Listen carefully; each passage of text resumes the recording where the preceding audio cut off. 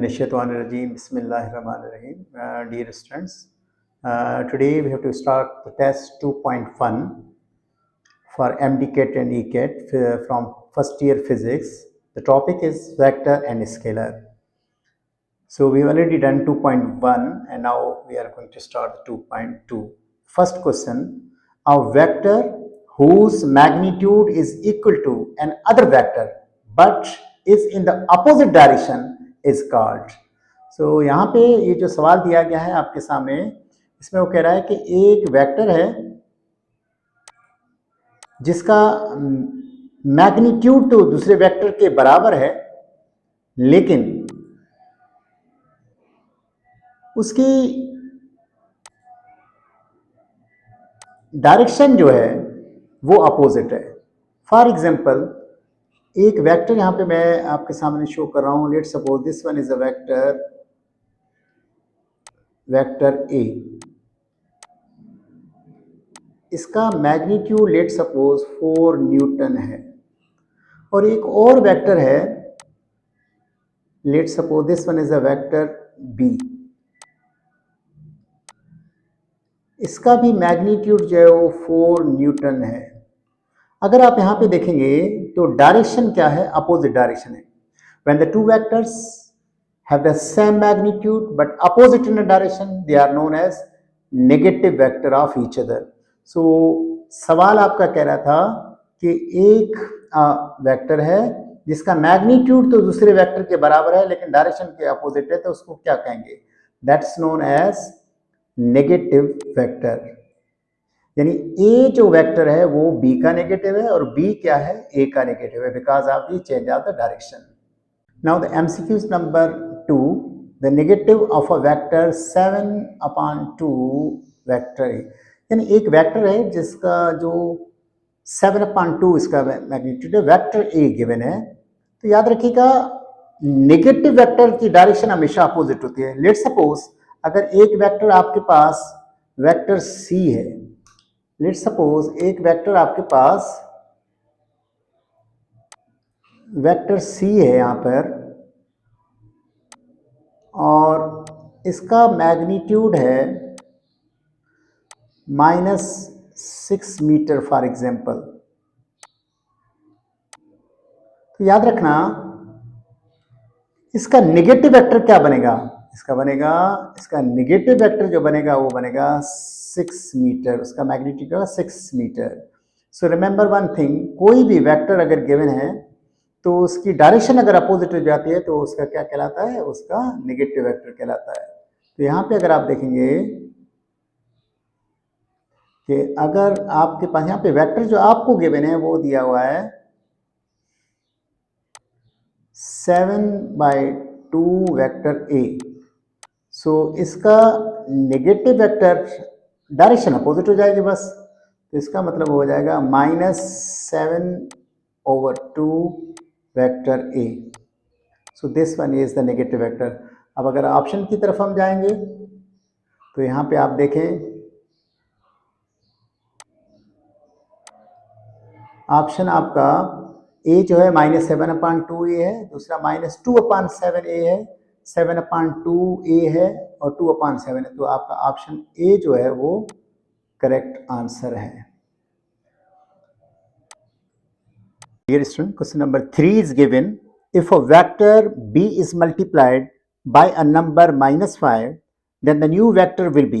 Remember one thing, when a vector is multiplied by any number, that means its magnitude will increase by that number times. And when number is a negative, minus indicates that its direction will be reversed. So the vector was given, that vector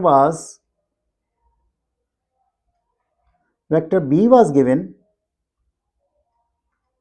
So if you go through this,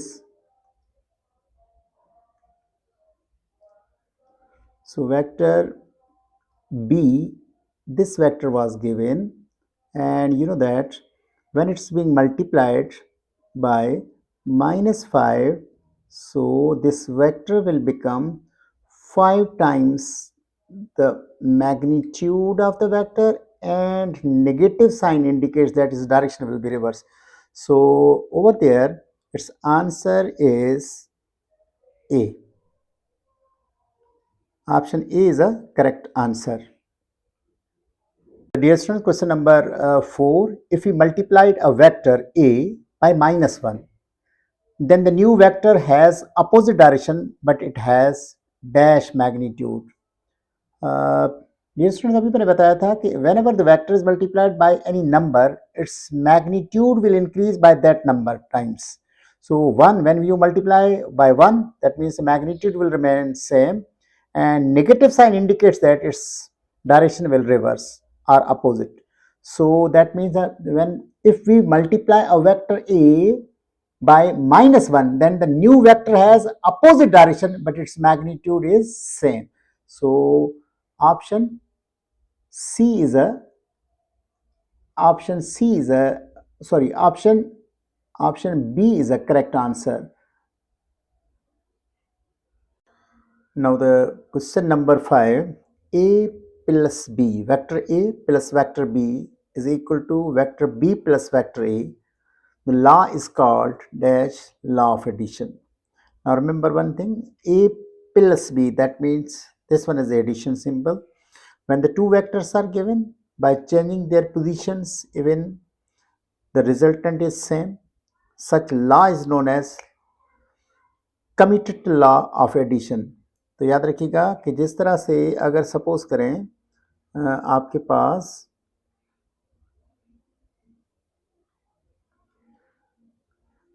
पास अगर suppose करें आपके पास एक number है जैसे 4 + 5, तो इसका answer हमारे पास आ जाता है 9. इसी तरह से अगर आपके पास हो 5 + 4, तो इसका आंसर भी क्या आ जाएगा 9. दैट मीन्स हमने क्या किया, इसका ऑर्डर ऑफ एडिशन चेंज कर लिया. 4 + 5 ये बराबर किसके हो गया, 5 + 4 के. इसी तरह से same law is applied on the vectors. For example अगर आप दो वेक्टर्स को लेते हैं, लेट सपोज एक वेक्टर आपके पास है वेक्टर ए और उसके साथ प्लस करते हैं वेक्टर बी को, इसका रिजल्टेंट एग्जैक्टली सेम आए जब वेक्टर बी के साथ प्लस वेक्टर ए को किया जाए, और तो ऐसे लॉ को कमिटेड लॉ ऑफ एडिशन कहते हैं. और this law can only be applied on the addition of the two vectors. MCQ number 6. A plus B, their sum is added to the vector C, or firstly you have added B plus C, then you have added A. This law is called dash law of addition. सबसे पहली बात तो ये है कि आप देखें A plus B and then plus C है, और देन आंसर बराबर है A plus B plus C की. ये है तो एडिशन के लिए लॉ कौन सा है, तो इसमें हमने देखें तरतीब सेम है. यहाँ पे भी फर्स्ट आपके पास ये देखिए, ये वेक्टर आपका A है, फिर B है, फिर C है, और यहाँ पर भी पहले A है, फिर B है, C है. सिर्फ चेंज ये लेकर आए हैं कि यहाँ पे पहले A और B को प्लस किया, फिर आप C को प्लस किया, और यहाँ पे पहले B और C को प्लस करके उसके आंसर में A को किया. तो अगर इसको आप मैथमेटिकली अगर इसको थोड़ा सा देखें, फॉर एग्जांपल आपके पास 3 नंबर्स हैं, और ये नंबर्स आपके पास हैं. लेट सपोज ये नंबर्स आपके पास हैं, ठीक है, 4 + 3 + 2.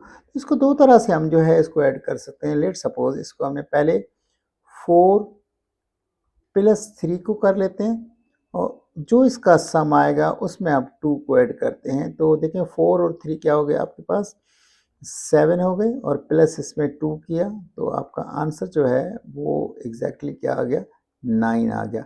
और सेकेंडली अगर इसी नंबर को, यही नंबर 4 + 3 + 2 जो है, इसमें हम क्या कर रहे हैं, 4 को नहीं बल्कि पहले हम क्या कर लेते हैं 3 + 2 को ऐड कर लेते हैं. सो ये 4 हो गया प्लस ये 5 हो गए, तो आप देखें यहाँ पे भी आंसर आपका 9 आया। सिर्फ आपको एक चीज़ नज़र आ रही होगी, हमने order of the addition change किया, यानी यहाँ पे फर्स्ट और सेकंड को पहले ऐड किया, देन थर्ड को ऐड किया, और यहाँ पे आपने क्या किया, सेकंड और थर्ड को पहले ऐड किया, देन फर्स्ट को ऐड किया, आंसर सेम आए। तो इस तरह की जो प्रॉपर्टी होती है उसको हम एसोसिएटिव प्रॉपर्टी कहते हैं। सो इन सेम पैटर्न अगर आप देखेंगे कि 3 वेक्टर्स अगर गिवन हो, याद रखना है इसमें 3 वेक्टर्स की बात हो रही है। ये लेट सपोज एक वेक्टर आपका ए है, एक वेक्टर बी है और एक वेक्टर सी जो आपके क्वेश्चन में दिए गए हैं। फॉर एग्जांपल अगर वेक्टर आपके पास वेक्टर आपका ए है, फर्स्ट उसमें आपने ऐड कर लिया वेक्टर बी को, फिर जो इसका रिजल्टेंट आएगा उसमें आपने ऐड कर लिया वेक्टर सी को। तो इसका आंसर एग्जैक्टली वही आता है कि आप पहले जो है इसमें आप क्या कर लें, वेक्टर बी और सी को ऐड कर लें। सो इस लॉ को हम क्या कहते हैं जनाब, इस लॉ को एसोसिएटिव लॉ कहते हैं। The law is called associative law. तो इसका आंसर जो है, करेक्ट आंसर वो आपका है associative law. MCQ number 7. The components of the vector which are perpendicular to each other are called dash components. तो याद रखिएगा परपेंडिकुलर जो कंपोनेंट्स होते हैं उनके बीच में एंगल 90 की होती है और उसको हम रेक्टेंगुलर कंपोनेंट्स कहते हैं। So option b is a correct answer for this question. The MCQs number 8. Two forces of 10 Newton and 50 Newton are acting simultaneously on an object in the same direction, their resultant will be. तो याद रखिएगा दो forces जो है, एक है आपके पास यहाँ पे ये देखिएगा ये 10 न्यूटन है और दूसरी 15 newton, they both are in same direction. तो याद रखिए जब सेम डायरेक्शन होती है तो उनके बीच में एंगल जो होती है वो हो जाती है आपकी ज़ीरो, और जब ज़ीरो एंगल होती है तो याद रखना कि रिजल्टेंट हमेशा सम के बराबर होता है।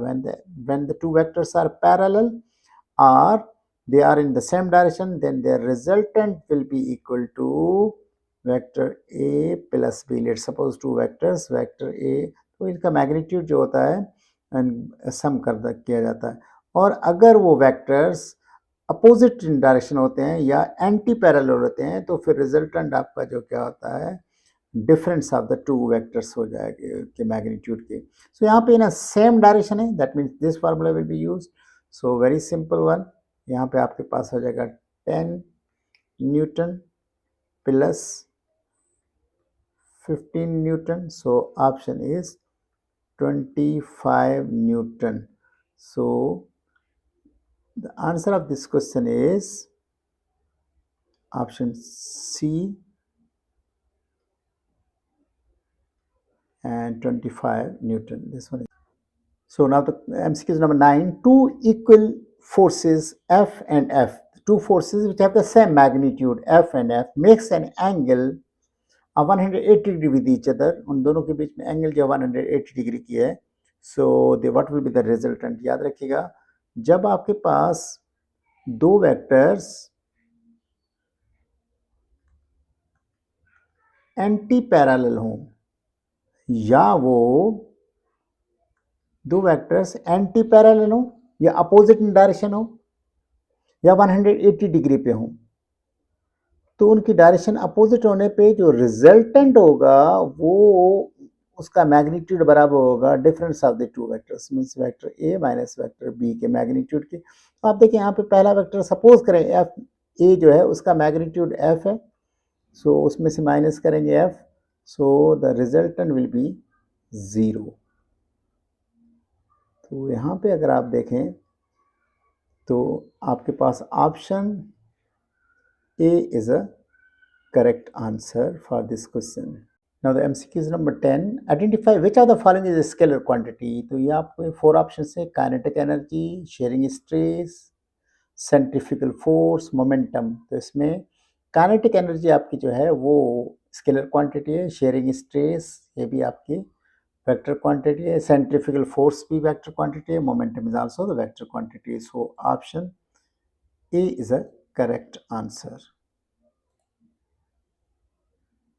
Now MC is number 11. The reverse process of addition of a vector is addition, subtraction, multiplication, division. So simply option is very much clear. So this one is subtraction. Now the MCQ is number 12. If the two forces F and G act at right angle to each other, the resultant has the magnitude. अभी ये हमने इसी test में किया कि when the two vectors are parallel to each other, that means they are in a same direction, then their resultant will be the sum of the magnitude of the two vectors. तो आपने क्या कहा कि जब अगर दो vectors parallel हैं तो फिर उनका जो मैग्नीट्यूड होता है वो क्या होता है, रिजल्टेंट का मैग्नीट्यूड क्या होता है, वो सम होता है, let suppose a plus b. और इसी तरह से अगर दो वेक्टर्स अपोजिट इन डायरेक्शन है तो फिर उनका रिजल्टेंट क्या हो जाता है, a माइनस बी के मैग्नीट्यूड के बराबर। लेकिन अगर एंगल दो वेक्टर्स के बीच में 90 डिग्री है, that means they are right angle to each other, then resultant is equal to a square plus b square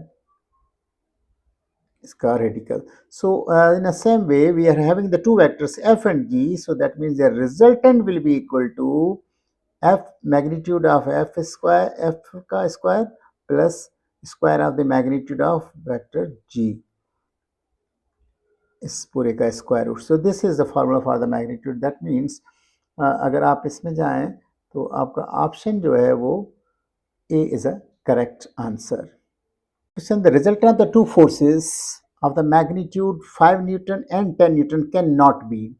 तो याद रखिएगा कि ये जो 4 ऑप्शंस हैं इसमें से मिनिमम जो रिजल्टेंट हो सकता है वो difference of the to. That means अगर आप डिफरेंस में लें तो ये आपके पास हो जाएगा 10 newton minus 5 newton. So option is 5 newton minimum. और अगर मैक्सिमम की बात करें that means in a same direction, that means 5 newton plus 10 newton that's equal to 15 newton. Means minimum जो है आपका मैग्नीट्यूड 5 न्यूटन हो सकता है और मैक्सिमम 15 न्यूटन हो सकता है, या इन दो के बीच में जो भी वैल्यूज हो वो पॉसिबल है। सो यहाँ पे देखें 4, वहाँ कह रहे हैं the result of the two forces can not be. 4 जो है वो 5 से लेस है, इट्स नॉट पॉसिबल। 6 देखें 5 और 15 के बीच में आ रहा है तो ये पॉसिबल है। 9 भी 5 और 15 के बीच में आ रहा है, ये भी पॉसिबल है। 13 भी 5 और 15 के बीच में, ये 3 पॉसिबिलिटीज हैं। दैट मीन्स द मिनिमम 5 से बड़ा हो सकता है और आखिरी 15 तक जो है आंसर हो सकता है। So that means the option A is a correct answer because it can not be 4 because 4 is less than 5. Now the MCQ is number 14. The sum of the vector b and its negative vector minus b is, and the two vectors are opposite in a direction, that negative sign shows that they both are negative of each other. When the two negative vectors are added, then their sum always becomes a null vector. So option A is a correct answer. MCQ number 15. The maximum number of rectangular component into a vector can be split. A vector can be split into two vectors. Those vectors are known as the rectangular components in a plane. But for the maximum number, a vector can be split in a space in a 3 components. So that means it can be split into 3 components. So option B is a correct answer. In this way, dear students, we have completed this test 2.2. The topic was vectors and scalar. May God bless you.